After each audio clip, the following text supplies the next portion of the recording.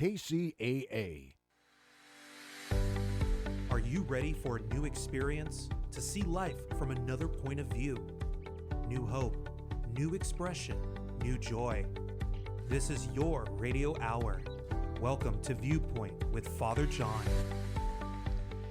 And welcome, friends. You're tuned to KCAA Radio, 1050 AM, 102.3 FM, 106.5 FM, or you can listen from anywhere in the world at kcaaradio.com.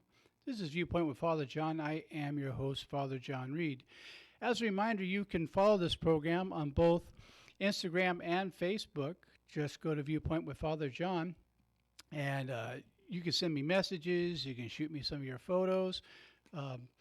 But just want to let you know, I do get the messages you send me. I enjoy talking with you.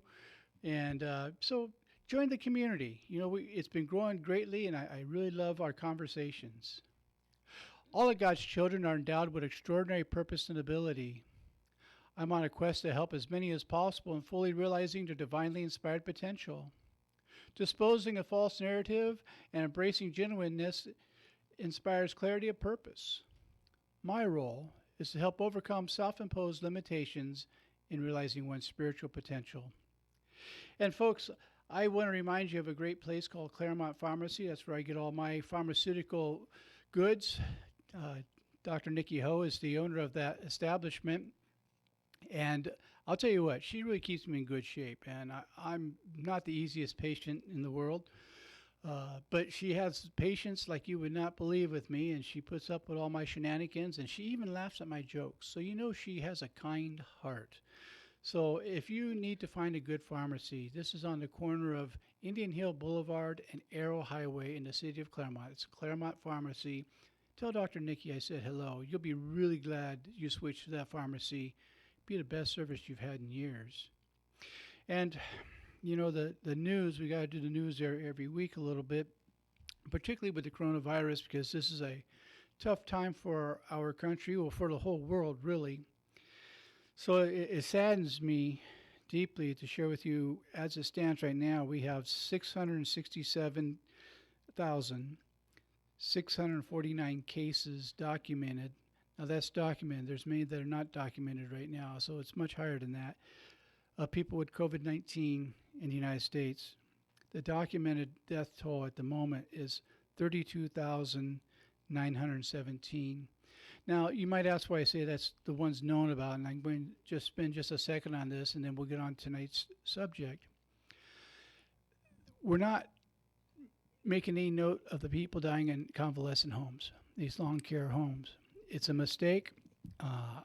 This is not a political statement. It's a health statement.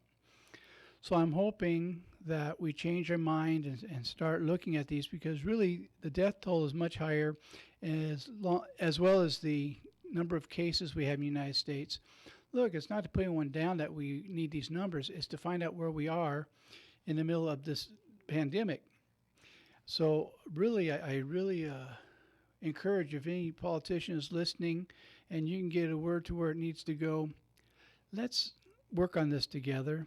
I mean, we are in this together, and the truth will set us free. And I just spilled water all over myself over here because I'm getting that age. So I'm going to have to start putting a diaper around my cup now. A little quick note before I get into tonight's topic. Those of you who follow us on Instagram and Facebook, you got to see I made a little friend tonight in the parking lot, a little goose. I don't know if it was male or female. It was a little bit colorful, so I'm going to say it's male, because the female are usually less colorful. So if you have a name for this goose, simply send it to me in a direct message or on a message from Facebook or on Instagram. I'd love to hear your ideas. And you can see a short little 12-second video of me feeding this little thing. I do still have all my fingers, so it's a friendly little guy. But it's nice in a day like this to make a new friend with a natural critter there. So tonight, I want to take us on the hero's journey. Sorry, I didn't mean to slurp inside the microphone there. I apologize. And I'm taking a little bit of this from Joseph Campbell. For those of you who don't know who Joseph Campbell is, obviously he's a hero of mine, and he truly is. But he taught mythology. He was one of the greatest professors we've had to teach mythology, and he has different books like Hero with a Thousand Faces, The Power of Myth, and other such good works. And if you haven't read them, I really recommend it, particularly if you want to know a little bit about mythology from a without a religious spin on it, just the real material. And he's just delightful, probably one of the smartest men to have ever taught in our universities. He taught at Sarah Lawrence College, and he has a whole great story. And he did a series with Bill Moyer called The Power of Myth. And you can get that on Audible, and you could probably even look it up on YouTube. So you might want to look at it. It's really good material. Speaking of YouTube, anytime you miss an episode of Viewpoint with Father John, we do upload them onto YouTube. So just go on there and in the search bar put Viewpoint with Father John, KCAA, and you get the whole last 2 years of shows. So let's go on tonight's topic. Why did I choose the hero's journey? Well, what better time than Easter? Jesus is our hero, for those of us who follow the Christian faith. He's not the only hero. There's people of many different religions have their heroes, but he's my hero.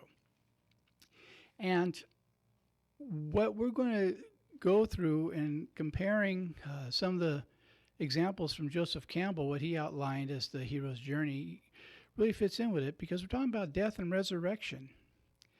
And that's really what the hero adventure is, what the journey is about. Dying to self, resurrecting into that hero. And each one of us can be the hero that we're waiting for. I think sometimes that would be one of the best things we could teach in our schools, is that you can become that hero you've been waiting for. You have it in you. Every one of us has it in us. It means we got to make a choice. The choice is not always easy, but if we make the choice, it really is a good thing. So let's start with this. So the journey starts in the ordinary world. You know, everything's humdrum. You're just getting along. You know, you go to school, do whatever you need to do your chores at home. You're doing what you believe is expected of you in life, where this was told to you by your peers, your parents, teachers, or just that inner voice. And so we just go along. We don't think there's anything special about our lives, and that's really not true. So we get to the point where we get the call to adventure. Now, I always get excited when I get to that part, the call to adventure. I don't know about you, but when I was a child, I used to have great daydreams, and I'm a believer in daydreams. I think they're a great gift from God, of these things I wanted to do. Now, some of these things were outrageous. I wasn't about to really show up and save the Pope out of a burning cathedral, but it was a nice idea. I don't even know if he let me save him. I'm Eastern Orthodox, but you know, that idea was, I thought I'd be more lovable if I was that kind of hero. And some of you, I'm sure, had your own fantasies as well. But we get that call to adventure, to step outside the safe box that we've always had. And when we first get that call, it's kind of exciting. It gnaws on us a little bit. It pulls us a little bit. Until we get to the next part, which is the refusal of the call. You know, we say, oh, good sense finally made its way in. Not really. But that's how we justify our not following the call to adventure. We say, well, I'm just an ordinary person. You know, why would I be doing something so extraordinary? Look, I went through that when I first got the call to go into priesthood. I thought, you know, who am I to think of such a thing? I'm a street rat. I've been on my own since I was 14. And I literally did live on the streets for my years of high school, where every once in a while I'd spend a week at home at my mom's house, but it was just, the insanity was too great, and I'd wind up on the street. And so I thought, you know, what is this crazy idea? Why would I be thinking about going to seminary and becoming a priest? That's for good people, and I wasn't a good people. I knew that with everything in me. I mean, my whole life I've been told I was ugly, stupid, unlovable, and I believed it. You know, I bought that package, and I should have kept the receipt so I could have returned it, but I didn't. And so I came up with all these ideas or all these reasons, excuses why it wouldn't work, why this isn't a good thing, and that I must have been crazy for thinking it in the first place. That's the refusal of the call. But the next step happened, and that's called the meeting of the mentor. Now, the mentor can be either male or female. It doesn't matter. So please don't identify a gender to that. Also, when I say elders, I mean people who you can be male or female. So I don't assign gender to that. I mean anybody who helps pull you forward and teach you about life. And so I met a couple of mentors. One, his name was Chuck Chamberlain, and Chuck taught me wonderful things about a loving God. And another one was Father Tom Weston, who's still with us. He's a Jesuit priest up in Oakland, California, does a lot of retreats. He just truly one of my heroes. And another one was Mike St. Clair. And these were people who taught me things like you can do anything you want if you're willing to pay the price. God didn't bring you this far to drop you on your head. You know, if you suit up and show up, God will take care of the rest. Doesn't mean it won't be easy. Doesn't mean it will be easy, I should say. You have to do the footwork. But if you suit up and show up, you know, and I can remember when I first started going to school, I kept thinking, I'm dyslexic. I was told I would never go to college. And this was really a tall mountain to climb. And my one spiritual director, Mike St. Clair, I'd say, Mike, it's too hard. He said, you can quit tomorrow, but you get there today. He's a good mentor. And so I suited up and I showed up and I kept going. You know, today I have a Ph.D. because of that. Wasn't easy. I had to work really hard. Thank goodness God blessed me with a great memory. I suited up and showed up and God took care of the rest. I could hear a lecture one time and 6 weeks later recited almost word for word just from one listening. I did live theater for a lot of years and never read a script. They didn't know I couldn't read the script. With my dyslexia, I'd hear a line, it was memorized. I'd memorize the entire show so people wouldn't know of my handicap. So these mentors taught me I can do more than I think, that there's more inside me than I have any idea of. And I remember, you know, my one spiritual director and I were talking one time about suicidal ideation, and I suffered from depression growing up, and I thought about it. And he told me something really prophetic. He said, you know, John, if you'd been successful at taking your own life, you couldn't call it suicide. It would have been murder. You would have killed somebody you didn't even know. And once we know that person, we no longer want to harm them. Very important mentor. And so we meet the mentor. They help get us what we need to start onto the new road, onto the adventure, telling us, you'll need to do this, you need to do that. Have you checked this? Giving us some ideas, letting us know we have some good ideas. And they take us right to the threshold. And we're right at the threshold of the first commercial. And so when we come out from the commercial, we're going to talk about crossing the threshold. You're listening to Viewpoint with Father John. We'll be back in 90 seconds.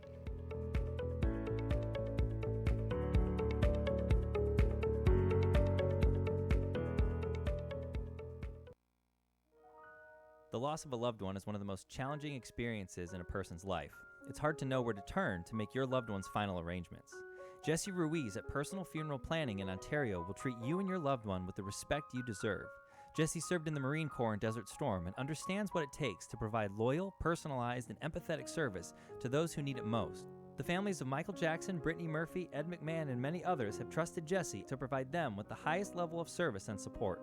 To work with Jesse, call 909-762-4027, 909-762-4027, or visit their website, www.4pfp.org, www.4pfp as in personalfuneralplanning.org. Jesse Ruiz and Personal Funeral Planning, veteran-owned and operated, helping you plan a personal, lasting tribute for your loved one. www.4pfp.org. KCAA Loma Linda, 1050 AM, K292FQ Riverside, and K293CF Moreno Valley.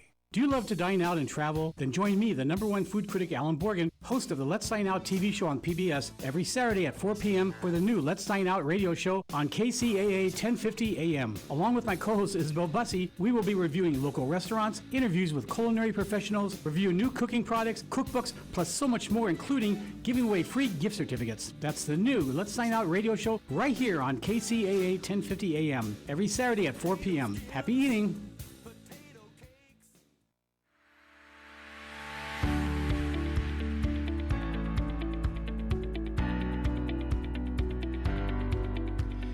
And welcome back. You're tuned to KCAA Radio, 1050 AM, 102.3 FM, 106.5 FM, or you can listen anywhere in the world at kcaaradio.com. This is Viewpoint with Father John, and I am your host, Father John Reid. And a quick shout out to the best sound engineer in the land. How you doing, Frank? I like your new mask. That's pretty cool, man. Ha ha, I gotcha. I'm doing great, Father John. How are you? I'm well. I'm glad I got you that one. For those of you who can't see, because this is radio, he had his mask on. I went to talk through the microphone and realized he couldn't do it with the mask on. So, yes, I get 2 points off my time in purgatory for that one. So, how's the critters? Odie, you said, is turning 20? My little orange cat is 20 years old now. I've only had him for a year and a half, but I know his former humans, and they're good friends of mine. And so you're dating? Yeah, you're dating an older kitty. that makes Odie a cougar. He's a wild cat. We'll talk after the show about that. Anyhow, thanks, Frank. That's our sound engineer, for those who don't know. And I'll tell you what, this show is so blessed to have him at the board. He really makes this show happen, so I'm always thrilled to have him here. And when we left for the commercial break, we were talking about crossing the threshold, like I'm trying to do with my words right now. They're trying to cross the threshold of my lips. This is a big deal. It means we're willing to get out of our comfort zone a little bit. Our mentors have given us some tools that we can take with us, but ultimately we're the ones who have to take the tools. So in crossing the threshold, we have the tests, allies, and enemies. We're always going to have tests. The test isn't so that God can see what we can do. God knows everything. God already knows what we can do.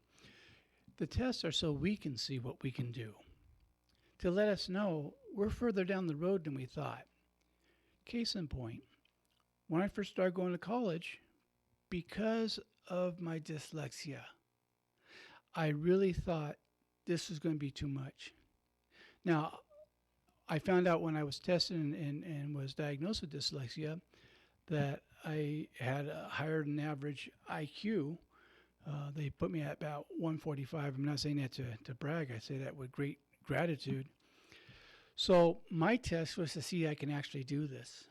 That I can actually suit up and show up and do the work and be steady with it.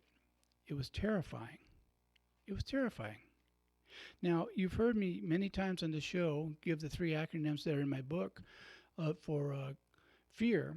First one is false evidence appearing real, and that's where I was. Forget everything and run, which I was very tempted to do. And the third one is face everything and recover, which is what I wound up doing with the help of my mentors. So that's the test. To suit up, show up, do the stuff. Then you're going to have allies and enemies. The allies are the ones that root for you. I had an uncle that really was in my corner, my Uncle Bob. And whatever I did, he was just right there, just cheering me on and saying, you know, you got this. I'm so proud of you. He's the first person I ever had tell me they were proud of me in my entire life. That didn't happen in my house. I went to where no one could see, and I bawled like a baby. You know, it was really something else. I'm not so afraid to cry these days, but back then, you know, trying so hard to prove my manhood, and come to find out real men are able to cry. Real men have compassion. So he was an ally, and I had friends that I met along the way who really cared and shared with me. But there was also the enemies, the ones that said, Are you out of your mind? There's no way you can do this. And what is wrong with you that you would think that you could be a priest? We know who you are. And those are the enemies who we usually listen to rather than the allies. They're the ones that are saying what we're really thinking. And sometimes the enemy is us. So we have to get past that. Good mentors help us do that. And allies are patient with us. Some are allies if we're going to school, are our instructors, our professors, our counselors, the tutors. Sometimes the people in the campus health office that just, when we're going in there because we're stressed out, just sit there and listen and are kind.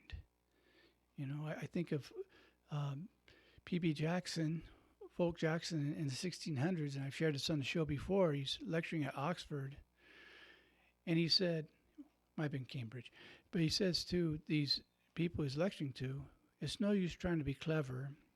We're all clever here. Just try to be kind. Just a little kind. And that's what these people do. They don't need to tell us anything prophetic. And when we're really being in our best spirituality, we're allies for other people too. That we're there to listen, to care for them, and let them know that they're loved, no matter what. A friend of mine used to say, those who love you no matter what. Those who don't love you, you can't make love you no matter what. So go with the people who love you, okay? I'm not saying, hate your enemies. Jesus said love your enemies. But at the same time, know who's who. Don't take your best advice from the enemies. Take it from the allies. They're the ones who have your back. You never know. The enemy might give you something that sounds like good advice, and then you find yourself rolling off a cliff, and you say, what happened? You took my advice. So be aware of who you're surrounding yourself with. And when I say that, there's what we call the self-fulfilling prophecy. Now, I did this in my younger days, and so I'm still capable of doing it, where I would surround myself with people who reflected what I thought about myself, which wasn't very high. And I really thought that they were my friends, and they weren't. They weren't. They're just looking for a lower companion to hang out with, and I fit the bill because of how I thought of myself. Okay? And, it's one of those things, everyone's responsible, but no one's to blame. It's just the way it was. So I had to get a little healthier emotionally and spiritually to be able to identify the allies. And then there's the innermost cave. This is where we have to not be afraid of the dark. We have too many teachings that the dark is bad. And a lot of times it's misunderstanding of symbols, because we read in the Bible different things that are dark, but also when Moses talked to God, the cloud was dark. That wasn't bad. It was so that Moses could converse with God and not be struck dead with fear that he's talking with God. So it's the type of dark that it is. And we have to go into the inner part of ourselves, the innermost cave, those deepest recesses of our soul. It's called finding our true self. And in going into the innermost cave, we learn more about ourselves. And then we have the ordeal. And when we get the ordeal, what happens with that is, we start seeing some reward for what we're doing. And the ordeal is the first discovery where we make the first vista and we say, wow, this is possible. This is cool. I am able to do this. I'm not the idiot I thought I was. There's talents I didn't know that I had. It's exciting. We're winning the war a little bit inside ourselves, if you will. And then we get to the reward part. And the reward part is where we start enjoying doing this. You remember when you're being taught how to ride a bicycle, and at first you have the training wheels. And we're scared, but we're excited because we're riding and we're staying up, even though we tilt both ways with the training wheels. And then our allies coach us into trying it without the training wheels. And we think, I can't do it. It's impossible. I will fall over. I will get hurt. And what do? They help steady the bike. They run along with us for a little bit. And then when we're going fast enough, they let us go. And at first, we're terrified. We can see we're doing it, but it doesn't make sense. We're just terrified. And then we realize we're doing it. And it's exciting. And it's fun. And then we discover we don't know where the brake is. We do, but we forgot where it was in the excitement. And so we go around the block a couple of times in our excitement. I had that happen. I had a Schwinn Stingray. It had the stick shift in the middle of the frame, and it was a 5-gear bike. And I finally was big enough to ride it. And I'm going around the corner, and it had handbrakes. I never dealt with handbrakes before. And as I'm going around, I'm trying to step on the brakes, and on those geared bikes, you just pedal backwards. It's not. There's no brake that way. And as I'm coming around the block, I'm screaming at my brother, I can't stop. And so finally he says, use the handbrakes. Use the hand, Luke. And so anyhow, I digress. I'm sorry. It was just brought up that memory. But anyhow, so we discover, this is your deal. We discover we're riding the bike. We have the great reward. It's exciting. We're doing it like the big kids. And how many areas in your life have you done that? You're one of the big kids now. And so then we start on the road back. And the road back, part of it is dying to ourselves. Dying to all those old fears. The things that say, I can't, this is impossible. They come back up. We don't get past them, they're gone. They keep coming back up.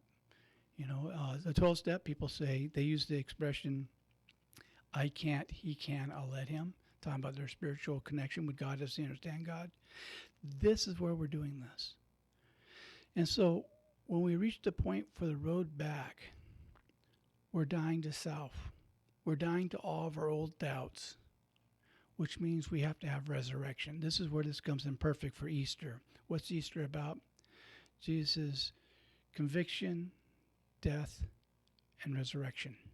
The new life. The new life. So, but going through the resurrection, there's a ways between the reward, the death, and the resurrection. Let me give you a little example of that. Have you ever stood on a street curb? It's been raining, there's water going through the gutter, and you want to get from the curb to the street, but you don't want to go in the water. So you have to jump. But when you jump, you have all this luggage with you, these bags of things that you have with you. And when you jump and you carry this with you, what happens? We wind up in the gutter, right in the water. And it's a terrible experience. So we get back on the curb. And this time when we jump, we let go of that stuff. All of our old ideas, all the garbage we brought with us, all the doubts, all the enemies we dragged with us, blaming them for our bad fortune. It wasn't their fault, but it was convenient to blame them. And so this time when we jump and we let go, well, there's a place we go to between the curb and the street. And that place is called nowhere. And nowhere can be scary. And nowhere could feel dangerous. And nowhere can feel unfamiliar. That nowhere is where Jesus was during those 3 days in the tomb. He made that leap from the curb over the water, headed for the street, the resurrection. But he had to stay in that nowhere for a little bit. Well, we do too. When we get to that place, we jump, we let go of the things that was our baggage. But if we can learn to be comfortable in the nowhere and believe in the process and have faith that the process didn't bring us this far to drop us on our head, then what happens? Eventually, we land on the street and we're okay. We have that resurrection. We have new life. And we look back and we think, boy, I'm glad I didn't bring that bag of rocks. It wasn't doing me any good. But we don't know until we know. We just don't know until we know. And what happens with the resurrection? Does the resurrection mean we don't have any of the old wounds? No, it doesn't mean that at all. When Jesus went to the upper room and he's with the apostles, now apostles because they've seen Jesus after resurrection, how does he identify? He shows the wounds in his hands and in his feet and in his side. He has wounds still, but he's resurrected with new life. And there's some scars we will always take with us. There are some scars I carry with me from my childhood. They don't run my life today, but they're there. Sometimes I'll look back and think of them and remember what the pain was like. Sometimes I'll still have nightmares about them. It was pretty horrific, some of the things I had the opportunity to walk through. But at the same time, some of that experience has helped me to help other people. Because when they share with me their pain, I can say to them, I get it, and I really do. You know, we have an expression, it's one thing to care, it's a whole nother thing to understand. And it's because I understand I really do care. So all that experience I had as a child wasn't necessarily bad. I don't recommend it for other people, but God was able to use it for good today. Now, I want to make a little digression here. I want to make it real clear. I don't think it was ever God's will that I went through the abuse and torture I went through as a child. God doesn't do that. That really make God pretty sick and not safe to trust. Things happen in this world. They don't always make sense. However, I have found that God could bring good out of anything. That's what makes God so cool, so great. We go through the worst stuff and God can say, you know what, I can do something with that. I can bring good out of that. And so all that I went through, while it wasn't God's will, because God doesn't torture children, not the God I understand. But God said, I can use you to help other people, to love other people, people who are going through that. You can give them some hope, and you can be an instrument of my love for them to let them know, don't give up. It's going to be okay. And there's a difference between giving up and surrender. I do believe in surrender. I don't believe give up, because when we give up on ourselves. When we surrender, we join the winning side. Okay. So in our resurrection, we will still have some of these scars. We will still have some of the pain. But we will also have some answers. And when we come back from our commercial break, we're going to talk about returning with the elixir. So you're listening to Viewpoint with Father John, and we'll be back in 90 seconds.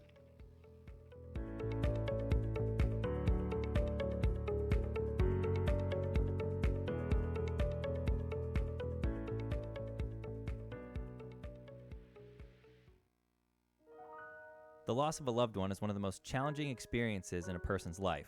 It's hard to know where to turn to make your loved one's final arrangements.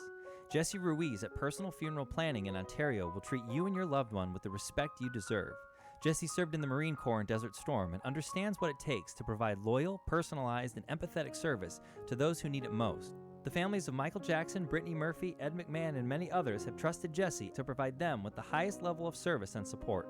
To work with Jesse, call 909-762-4027, 909-762-4027, or visit their website, www.4pfp.org. www.4pfp as in personal funeral planning.org. Jesse Ruiz and Personal Funeral Planning, veteran-owned and operated, helping you plan a personal, lasting tribute for your loved one. www.4pfp.org. If you're looking for a great paying part-time job with flexible hours, check out 2020 Census Jobs. You may have another job, be retired, or just looking for some extra income. You can also help make sure that everyone gets counted. So apply today at 2020census.gov/jobs, or for jobs in one of our field offices, go to census.gov/fieldjobs.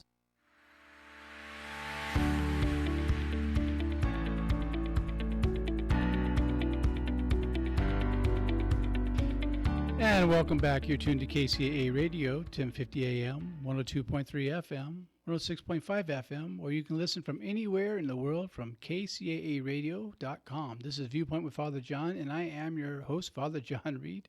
And I did all that from memory, Frank. I had the wrong page up on my computer. I've gone to use this laptop, and sometimes I'm really skillful, and sometimes it's just luck. And this time, I couldn't find where I was. So I hope you're impressed I did that by memory. For a guy who's dealing with a little bit of dementia, that's not too bad. I told him I'd be the next Dr. Demento, and they said, that's not what we meant. You're being demented. It's not the same demented. You just had dementia. I said, I'm trying to forget you said that. So we're talking about the hero's journey, those of you just joining us on the program tonight. And before we get back into it, just a couple of thank yous. I want to thank Frank for being a great engineer to the show. He's fabulous, and he shows up every week and he helps me do what I wouldn't be able to do on my own. And he will never know how grateful I am to him, but I truly am. And he's not just the engineer here; he's a very close friend. I consider him family. And of course, a thank you to Gabby, who's sitting across from here, making sure that I'm behaving and that I don't play with my shoelaces or anything while I'm on radio. And a reminder, if you miss any shows, go to YouTube and you can get any of the past episodes or tonight episodes if you want to share them with a friend. Just go to Viewpoint with Father John, KCAA, put that in the search bar, and you'll see all the shows. I appreciate the fact that some of you have been going to there. Please subscribe. It helps us. So thank you for those of you who have subscribed. Also, this is a listener-supported program. So you're the ones who keep me on the air every week. So if you want to be part of that group that helps financially support the show, just go to viewpointwithfatherjohn.com and go to the support button. Click on it and give whatever you can. It's a PayPal type thing. I don't know much about it. I'm sorry. But whatever you give, I appreciate it. Those of you who have been giving to us so that we can stay on the air, I sure appreciate it. You've been doing this for 2 years, and well, I'm really grateful to you. So go to viewpointwithfatherjohn.com, click on the select on the support button, and maybe we can get me some speech therapy to help me stay on the air. Yeah, we're talking about the hero's journey. In my case, it's sort of a Special Olympics case, but it's, we're talking about what happens when we get to the end of this is we get the elixir. What's the elixir? It's that new understanding that we can pass to other people. Now, is that the end of it? No. We think we're going to return to an ordinary world. When you've done the extraordinary, you can never go back to ordinary. Ordinary is okay. And I'm not saying, look down on ordinary. But when we know better, we do better. And when we finally discover we can do the adventure and we survive it, yeah, we picked up a few scars along the way. We got some hurts along the way. But we found some neat things out about life, too, that we would have never known if we didn't go on the great adventure. So we take the elixir home. We share it with other people. We let them know that they can do it, too. Richard Bach wrote in his book, Illusions, that learning is finding out what you already know. Doing is showing that you know it. Teaching is reminding others that they know it too. And that's kind of what this is about, the hero's journey. As we go back, we take the elixir with us and we start letting other people know. We become mentors now. Does that mean we don't need mentors? No, we always do. I have mentors to this day. I have spiritual directors that help keep me on a path of self-discovery. Not self-improvement. I'm not big into self-improvement because self-improvement means that we're not enough the way we are. Self-discovery means we're discovering who we really are and that that's good enough. That's just all we need to be. Remember, you're not just one in a lifetime. You're one in an eternity. Not just my words. Pope John Paul II said that as well. One in an eternity. God didn't make a second one of you. Which means you're enough. You are enough. If you don't hear anything else from the show tonight, I hope you take that with you, that you are enough. And those of you who have listened for the last couple of years, you know if I don't mean it, I don't say it. You know, you come here for authenticity, and I hope that's what I give you every week is authenticity. You may disagree with me, and that's okay. Just know why you disagree. But you know if I'm saying it, I truly believe it with all my heart, with all my being. Otherwise, I won't put it out there. So, you are enough. So the cycle starts all over again. It's not just one and done. We go back, we rest a little bit, we say, phew, boy, I'm glad that's over with for a while. You know, I'm going to rest for maybe 15 years now. And we may rest for a little bit, and then the call of adventure comes again, taking us in another area. Hey, I didn't set out to do radio. I really didn't. It was a call to adventure. I was doing just fine in life. I was enjoying being a priest. I was enjoying doing retreats. I was happy being author of a book. All that was great. And I had somebody else come to me and talk me into doing a show with them. And I did that. We were on for about one season. And then they went one way, and I wound up going another way and being invited to do this show. And I've been doing it for 2 years now. If you had asked me 3 years ago if this was my plan, I would have thought you're crazy. You know, what am I going to do on radio? I'm boring. Look now. And what happened? I had the call to the adventure. I struggled thinking, no. In fact, first couple times I was called to do it, I said, no way. I said, I'm just not that interesting. Go find somebody else. I really felt that way about it. And then after I refused to call, a mentor came in and said, hey, I'll show you how to do this. I'll teach you a little bit. And you know, and remember, people come into our lives. People come in for a reason, a season, or a lifetime. Now, that's not original with me, but I was told after you use something 3 times, it's yours. So I've used it 3 times now. So even if the first 2 is just in my mind, don't be so serious. I'm playing with you kids. But yeah, the mentor showed up, taught me some things I had no idea about. And, you know, they took me across the threshold. I had some tests. I had some allies. I had some enemies.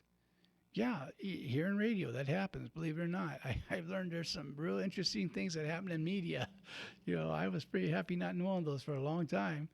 But there's also some pretty wonderful things that happen, too. Some pretty incredible things that happen, you know. Mark Westwood, our station manager, is quite a guy. And, you know, he's one of the guys I turn to for guidance when it comes to doing radio and stuff. And he's always been a straight shooter with me. So, Mark, if you're listening, thank you. I appreciate that. And so there was the test to find out if I can do this. We did it. And then there was the cave part where I thought, oh, man, what direction are we going to go through now? Who am I becoming in this role? You know, and then we had the ordeal. We had the reward, doing the show. We had the road back, the resurrection, being born a new person, so to speak. Had the elixir. And now we're doing the next thing. Now, just because we're doing a new adventure doesn't mean we get rid of the other. We ascend and we include.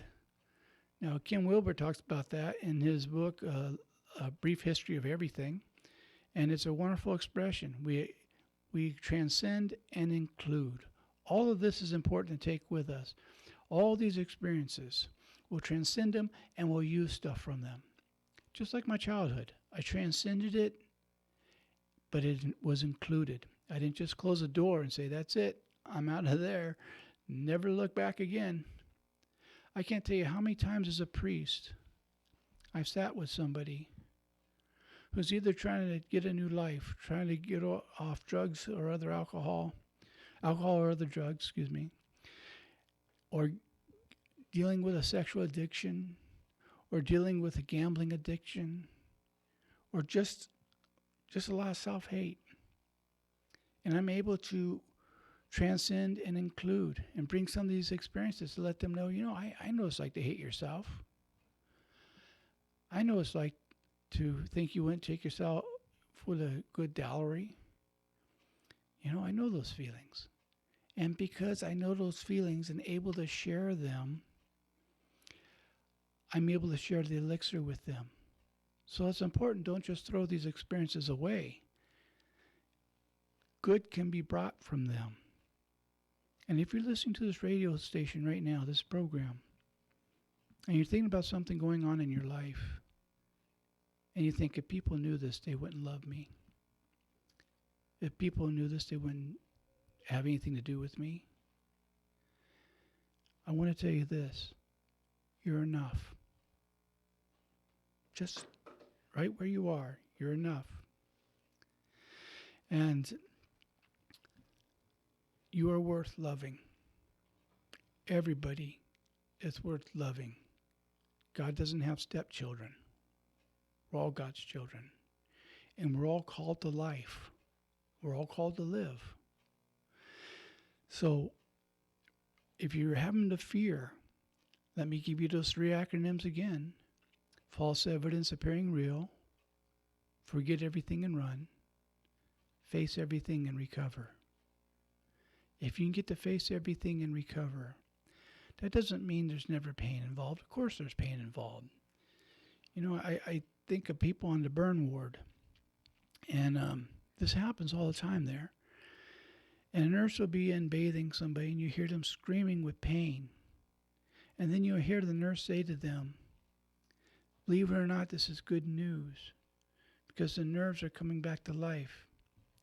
And I know it hurts really bad now, but if you stick with it, you will never have to hurt this bad again, because you will heal and you will have a new life. Well, you may be at that place in your life right now where everything hurts. You're like a walking on exposed nerve. And you can't tell the difference between a death and a hangnail. They both just hurt like mad. But if you complete the experience, bless it, and go on, you don't ever have to hurt this bad again. And it's a good sign, because you're healing. The nerves are coming back alive. And it means you will have new life. You have new life. And I invite you to that new life. And then you can start a new adventure. For some people, the call to adventure is finding sobriety. For some people, the call to adventure is finding their first truly love-filled relationship. For some people, the call to adventure is going to school. For some people, it's discovering that they're worth loving. That could be quite a call to an adventure.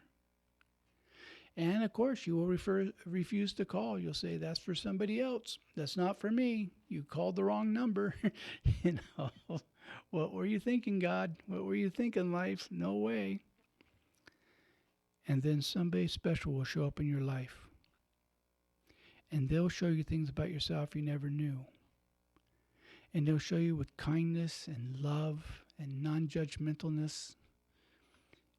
There's only 2 things that open our hearts up for love. One is great pain, and the other is great love.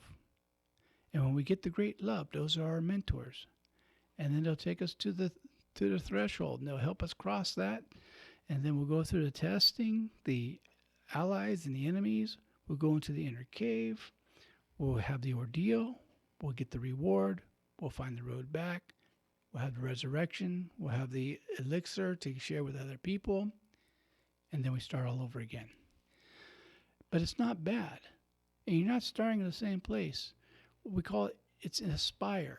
It's a circle that's going upward all the time, taking you to new heights, new experiences, new ways of seeing life. You know, a couple weeks ago, I did a show calling it Crisis Time is Awakening Time. Same with this adventure. Same with the hero's journey. This is an awakening time. All spirituality is about waking up. It's all about waking up, you know. When we say the Buddha, what that means is he who is awaked. It's a powerful thing. He's aware of what life really is and sees life as it really is. Doesn't call it good or bad, just says yes, yes. And you can't go on the adventure starting with no. You have to go on the adventure starting with yes. And right now in our country, we're going through a new adventure. The coronavirus. And we have an opportunity here to be better than we've ever been before. And being better than we ever been before means we have to look at life a new way. And I want to take just a few minutes to talk about that in our last few minutes of the show. Because, kids, we're supposed to be in this together. Now, the coronavirus is not God punishing us. I know there's some people who think it is, but that's not the God I understand. But we are having a wake-up call. And I think Mother Earth might be saying, hey, you guys, you've been beating up on me long enough. I'm going to really give you something to make you start taking care of me. Climate change is real. And so we're going to have to look at some things with some new eyes. And we're going to have to start treating each other differently. Because guess what? We're discovering we need each other. We need each other. I think of the words of Victor Hugo in Les Miserables when Jean Valjean says, to love another person is to see the face of God. This is our opportunity to do that. And you cannot give a blessing without receiving that blessing as well, because all blessings go through us to the other person, and as it goes through us, we get part of that blessing. So this is a time during the coronavirus for us to reach up to a higher level, to maybe do something for people that we've never liked before, people we thought were different than us. Well, we're not so different now, are we? Coronavirus doesn't see any difference in us. People of all strides are dying. People of all strides are getting sick. People of all strides are praying for one another. People of all strides have someone they love who is suffering from this.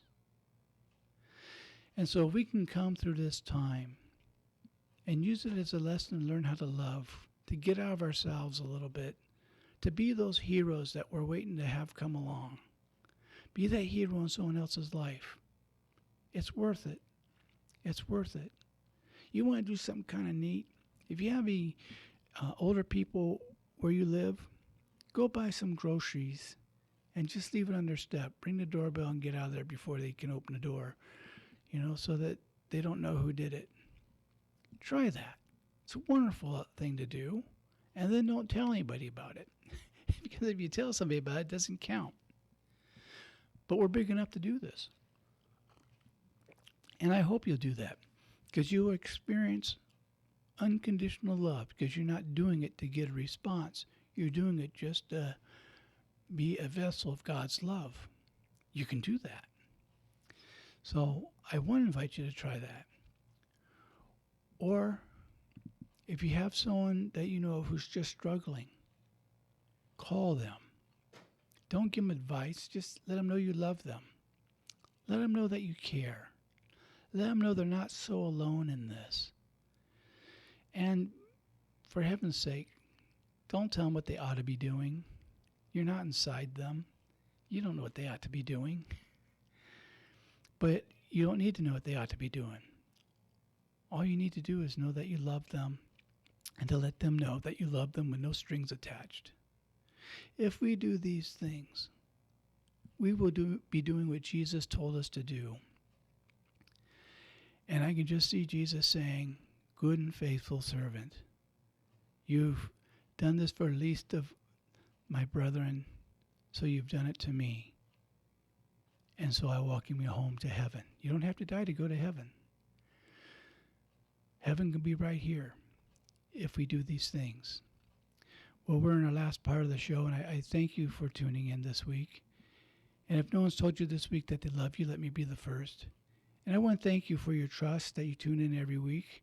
If you're new to listening to the show, I hope you join our family and realize that we're glad you're part of it, and that you tune in every week to Viewpoint with Father John here on KCAA Radio, and tell your friends about it. Most of all, be well. We're in this together. We'll be back next week. God bless.